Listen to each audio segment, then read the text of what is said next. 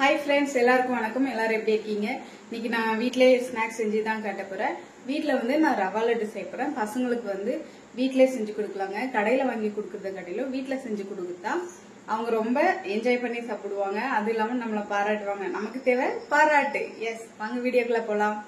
அடுப்புல வாணல் வச்சு சூடுபடுத்திட்டு அதுல கொஞ்சம் நெய் சேர்த்துக்கலாங்க இதுல வந்து நான் பாதாம் அப்புறம் வந்து பிஸ்தா ரெண்டுமே வந்து நுணுக்கி வச்சிருக்கேன் இதில் போட்டு லைட்டாக வறுத்து எடுத்துக்கலாங்க ரொம்ப கருக விட தேவையில்லை இந்த வறுத்து எடுத்துட்டு இதே நெய்யிலே தான் நம்ம ரவையும் வறுத்து எடுக்க போகிறோம் நான் எடுத்திருக்க ரவை என்னன்னு பார்த்தீங்கன்னா ஆல்ரெடி வறுத்த ரவை தான் ரவை வந்து பார்த்தீங்கன்னா நான் 1 கப் எடுத்திருக்கேங்க இது நல்லா இந்த வாசனை வர்ற அளவுக்கு வறுத்துக்கலாங்க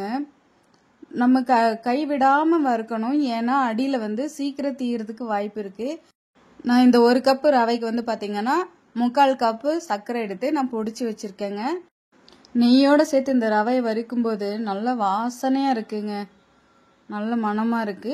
நம்ம நைஸா மிக்சியில் அரைச்சி வச்சிருக்க இந்த சர்க்கரை பொடியை வந்து இதோட சேர்த்து நம்ம கை விடாம நல்லா கிண்டி விட்டுக்கலாம் ஏன்னா சர்க்கரை போட்டோடனே கொஞ்சம் கொஞ்சமா இலக ஆரம்பிக்கும் அப்போ வந்து அங்கங்க உருண்டையா பிடிக்க ஆரம்பிச்சிருங்க அதெல்லாம் நம்ம கிண்டிக்கிட்டே இருக்கலாம் இப்போ வந்து பார்த்தீங்கன்னா ஒரு சிட்டிகை தூள் உப்பு வந்து நம்ம இதில் சேர்த்துக்கலாம் டேஸ்ட்டுக்காக இது எல்லாத்தையும் சேர்த்தாச்சு இப்போ வந்து ஏலக்காய் வந்து உடச்சி வச்சுருக்கேங்க இதையும் சேர்த்துக்கலாம் இதில் சேர்த்துட்டு காய்ச்சி ஆற வச்ச பால் கொஞ்சம் கொஞ்சமாக சேர்த்துக்கலாம் ரவா லட்டு ரொம்ப ஈஸியாக கொஞ்ச நேரத்துலேயே செஞ்சிடலாங்க ரொம்ப டேஸ்ட்டாகவும் இருக்கும் பசங்களுக்கு ஏதாவது ஸ்வீட் செஞ்சு கொடுக்கணும்னு நினச்சிங்கன்னா நீங்கள் இதை ட்ரை ஏன்னா சட்டு புட்டுன்னு செஞ்சு முடிச்சிடலாம் பார்த்தீங்களா ரொம்ப ரொம்ப ஈஸியான ஒரு ஸ்வீட் நான் செய்கிற மாதிரியே நீங்கள் ட்ரை பண்ணி பாருங்கள் உங்களுக்கு பிடிச்சிருந்துச்சுன்னா மறக்காமல் கமெண்ட் பண்ணுங்கள்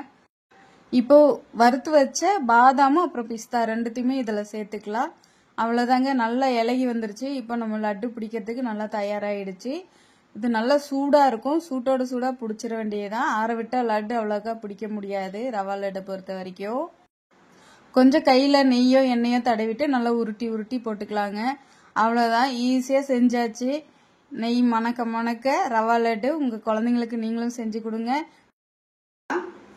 பாருங்க நல்லா நெய் மணக்க மணக்க ரவா லட்டு டேஸ்ட் பார்க்கலாமா